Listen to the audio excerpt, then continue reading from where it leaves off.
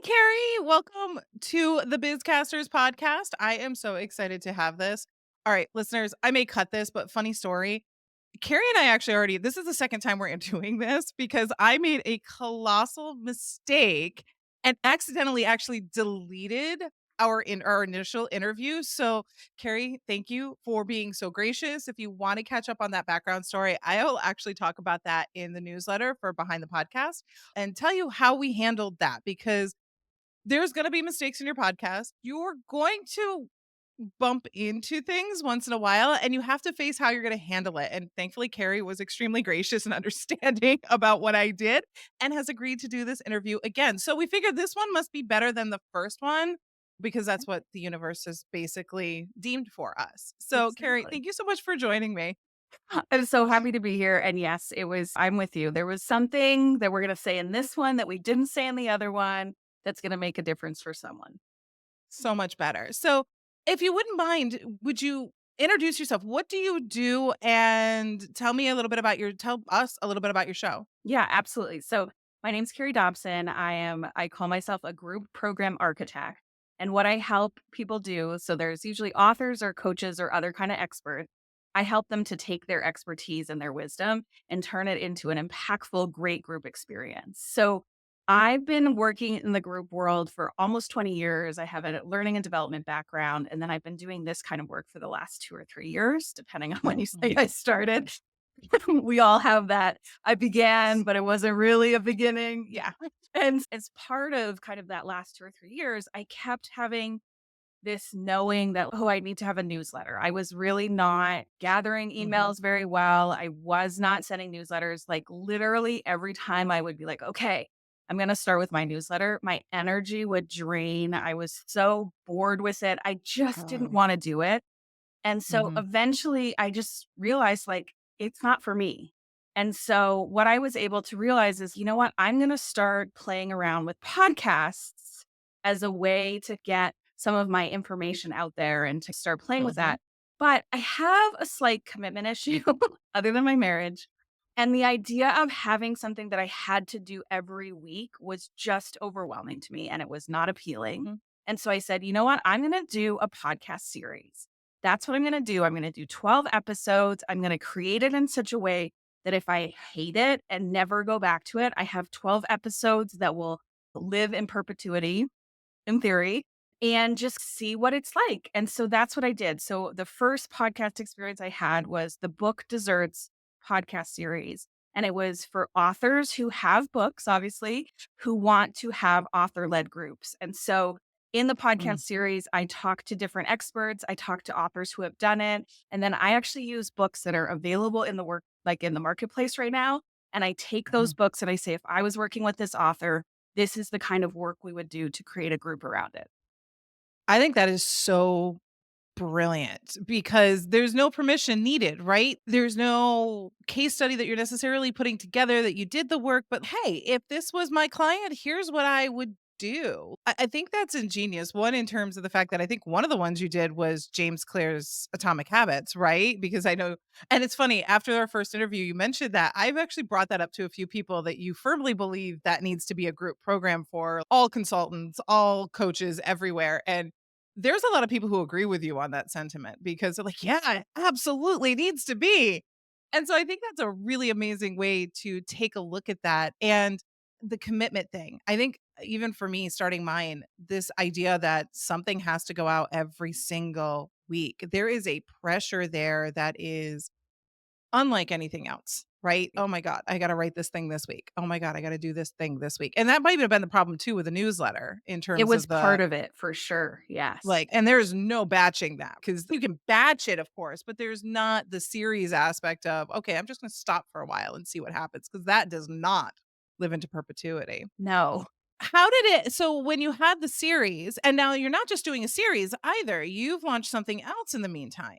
Yes. So here's what I learned through the podcast series experiment was that I really loved the audio portion of the podcast. So I recorded video and I did audio for the podcast series. I put it on Yep, YouTube and I put it through Podbean all over the places it needs to be. yep. And I really loved the audio portion. I didn't love the video portion. And so what Nobody I nobody does. Nobody does. It was part of it was just the editing. Like in all honesty, like part of it Uh-huh. was just the editing piece of it. Yep. So what I decided to do was to have a private podcast instead of a newsletter. So I experimented with the podcast series. I loved it. And then I said, okay, how do I use this to replace this pressure I have for newsletter? And so that's when I Mm. launched the Great Group Revolution private podcast. And so I put a new episode out every 2 weeks, and it's less than 15 minutes, and I'm talking about what does it take to have a great group, and Mm. every single episode has an invitation for the listeners about what they can do with their group based on what we talked about in the episode. Brilliant. How has that grown? So it's my focus right now. I think I launched with 13 listeners. So those are the people who just love me, right? That's your mom, your Totally, sister, your totally. husband, like, that's who Yes. they are. Yep, Yeah. got it, Yeah. totally. And so now I'm up to 39. And so all things Amazing. that you're growing, I feel like it's typically one person at a time, right? So it's I one person at a time letting them know about it. So when I connect with people and have conversations, we end up talking about it. I was just lucky enough that someone posted my post about it. So I got a few other people from that. So yeah, it's just that Mhm. gathering of kind of that small community as we move forward. And as you're doing that, I assume you're collecting emails and stuff Exactly. like Yes. that, so you're getting that. So unlike a regular podcast, in this particular instance, you actually still have that direct connection back to your listener because you know who they are because they have to subscribe in order to get to the private podcast. Yes, exactly. So I will say that, like, I've had 2 people that have struggled to get it set up because like, signing up for a It's a private newsletter is a RSS. pretty easy, "Here, just give me your email opt-in Yeah. form." With this, I use the Hello Audio software to do the private podcast, so they have Okay. a website where people can sign up, and then they get sent an email that includes a link, and then they choose, is it Spotify or Apple? So it's Right. relatively easy, but it's a few extra steps, and I have had a couple people who it just didn't work great for, so we have to refresh. So it's the Right. one downside is, like, the experience for my listeners isn't, like, the As smoothest ever, streamlined. Okay. but what happens is now once they've done that initial kind of, "I wanna listen to it on Spotify or I wanna listen to it on Apple," now every time they open that app, the podcasts are there, and when my Oh, new one is nice. updated on a Sunday, it shows up in their feed. So it's once they're set up, it's super easy. It's just I have had a couple people who struggled. So just being aware. Tech is not always everybody's Totally. friendliest thing, no matter what you do, whether it's private or public or my mother doesn't listen to any platform besides Pandora. Yeah. So when I recently released the trailer for Bizcasters, my mom's again, love my mom. She is going to be the number one subscriber, but she couldn't find it because she doesn't listen to Spotify or Apple. Exactly. Right? I'm like, Ma, I don't know. She's like, it's not on YouTube. I'm like, nope, not yet. Yeah, it will be. Yeah. So But it's just one there's of the always things, that. right? Like Yeah. it's but for me, the energy around it, because in Yeah. retrospect, it makes so much sense. 2 things working towards it. One is I started my career as a facilitator. I'm a talker. This is what I You're a do. talker. So, hello, Yes. podcast makes sense. Absolutely. The second Mm. one is that I was trained to write in corporate. And the way I run my business isn't that corporate. Mm. We're a lot more laid back and we're a lot more casual. And that's how I speak. So when I was Yep. going to try to write that newsletter, it was like corporate Corporate. writing, it Mm. just didn't work. And so this has No. been so much easier, so much more exciting, so much more interesting. And I'm excited to invite people to it versus the Yeah. newsletter was I never did it, but Yeah. like the energy behind it was not there. Yeah. Yeah. No, I love that. So here's an interesting idea for you. Not necessarily where I always intend to take this thing, but it just happened to be today. I was talking to my coaches about the community that I'm building around bizcasters for other podcasters. And they had said to me, this makes it really easy for you to do reach out. Is hire a VA who's just going to go out for you, find authors, find people with books who could turn into programs like business books, and just send them a DM and invite them to the podcast. Exactly. Be like, hey, I think that your book would make a great group program. Here, check this out for some ideas on how to do it. Would love to have you join. Yes. Bam. Like it's such an easy like I feel like it's such an easier way to connect than even a lead magnet would be. Yes, yes, Because I yes, still feel like the lead magnet feels different, right? It's, "Hey, I've got these 50 tips for your group program," and yay, great, but I don't have a group program. But if you say, "Hey, come listen to this private podcast where I'm gonna give you some tips on what you might be able to do to help incorporate this feel yeah, into your current structure," no pressure. yeah, And if they're podcast listeners, like, it's just, "All right, less than 15 minutes, bam, bam. done." Yes. And look at they're beautifully on your list. You now have a beautiful email list to be emailing people. Like, it's such an ingenious idea. It really is beautiful. Yes. And then I love the fact too, again, I know with your series initially, you would talked about that being calling card when you were networking with folks to be like, "Hey, come check this out." I think the private podcast is way better. Again, because you're collecting that information and Yes. getting to know who those people are and who your listeners really are. That's just amazing. Yeah. That's gold waiting in your business. The Book Desserts podcast series, what I love about it is how targeted it is for authors. So they can Oh, literally yeah. watch an episode. So I've sent like a couple targeted episodes to people where it's, you have a Oh, book yeah. similar to this, or hey, you were talking about the Oh. marketing side of it. Here's the episode. So it's been really great for kind of that targeted when I know they're an author and I know what they're Mhm. struggling with, versus the private podcast is great because it's for the authors, it's for the coaches, it's for the thought leaders, the other Yeah. experts. So it's like a wider group of people that can still totally benefit from it. That's amazing. And I love how you're repurposing that. Like, it's not just sitting there, "Hey, it's gonna gather dust on the shelf after it went live." You really are working that content for your business, which does actually lead me to the question is, how has all of this helped and facilitated your business? So I definitely, the book desserts in particular has been really helpful as a follow-up to conversations I've had with people, and just in Mm. terms of check this episode out. So I can send a targeted message. It's a targeted episode. I have to tell you, and maybe this is the reason the recording got lost.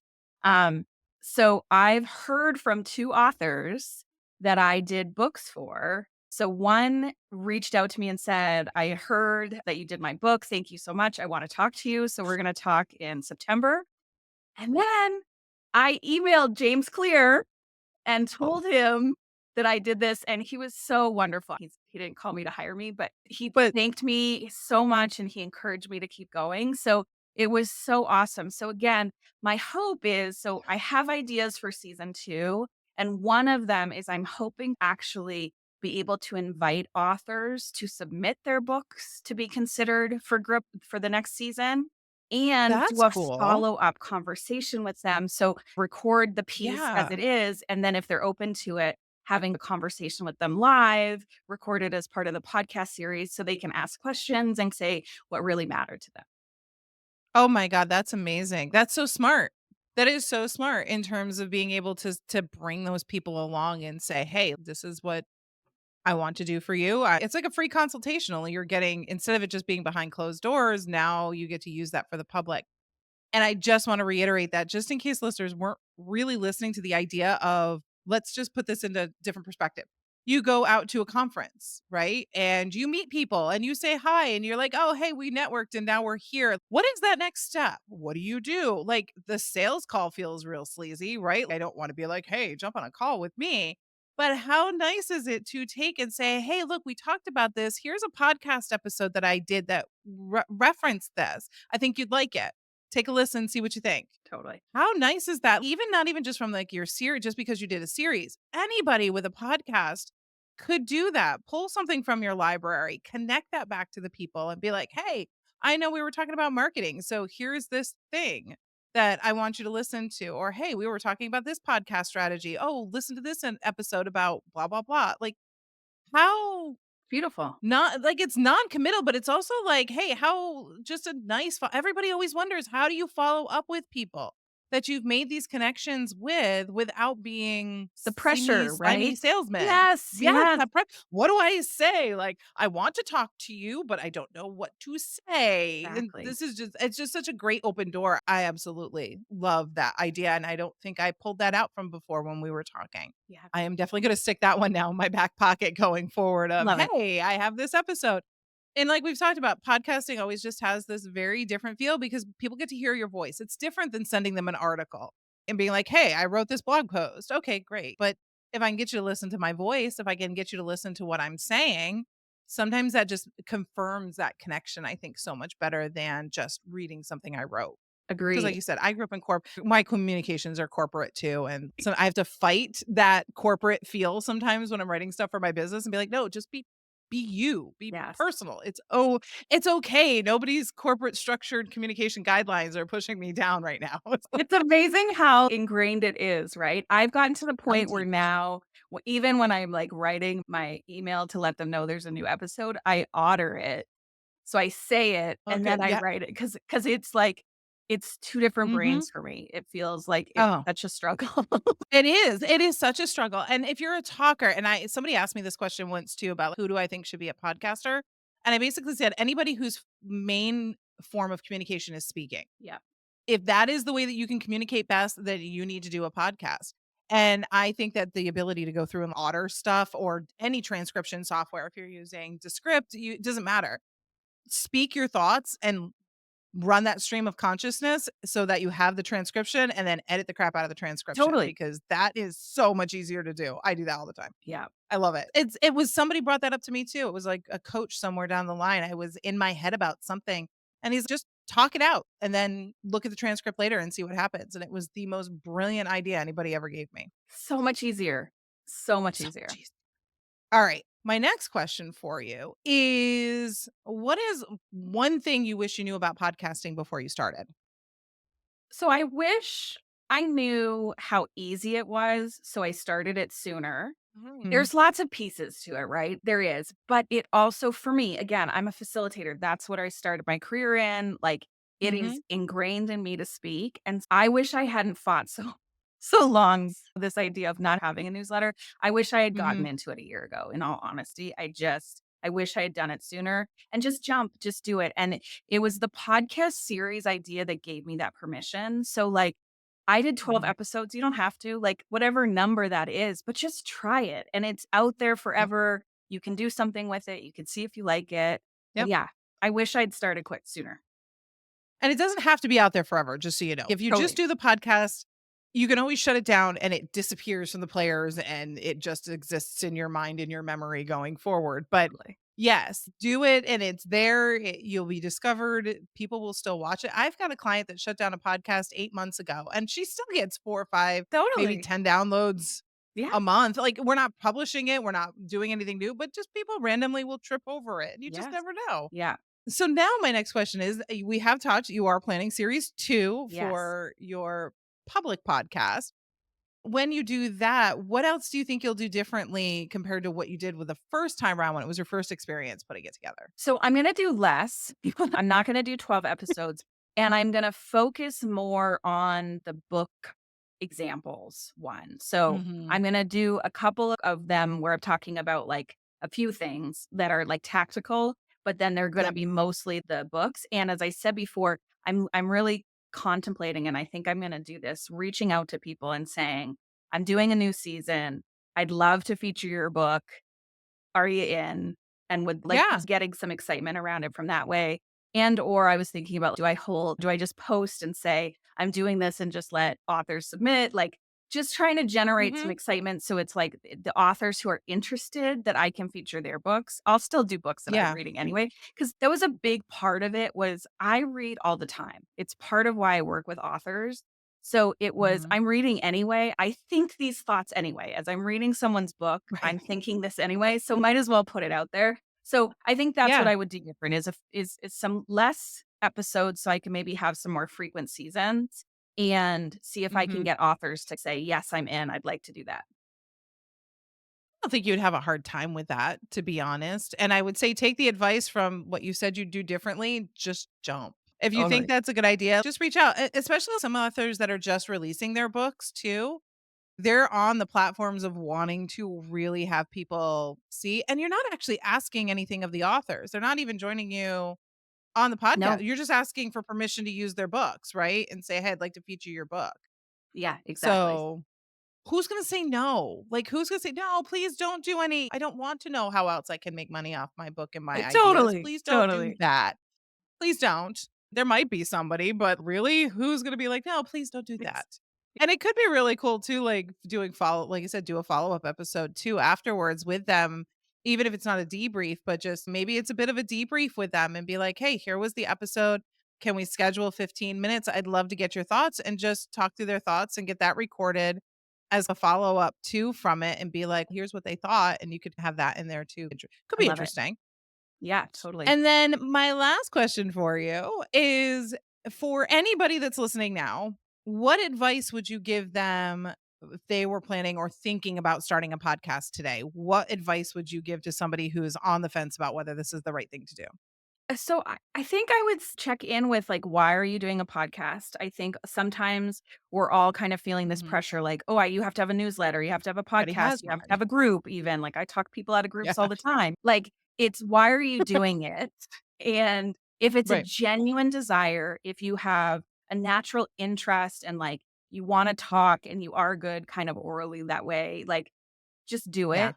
Check in with yourself first of why you're doing it. Cause if it's because you have to, the energy is just not going to be there for you to keep going with it. Agreed. Absolutely. 100% agree to that. And I will say one last one. What's your favorite podcasting tool that you use? It can be the software or whatever. What's your favorite thing? So I You have think one? I'm in love with Hello Audio just because it solved my Never heard of that. newsletter problem.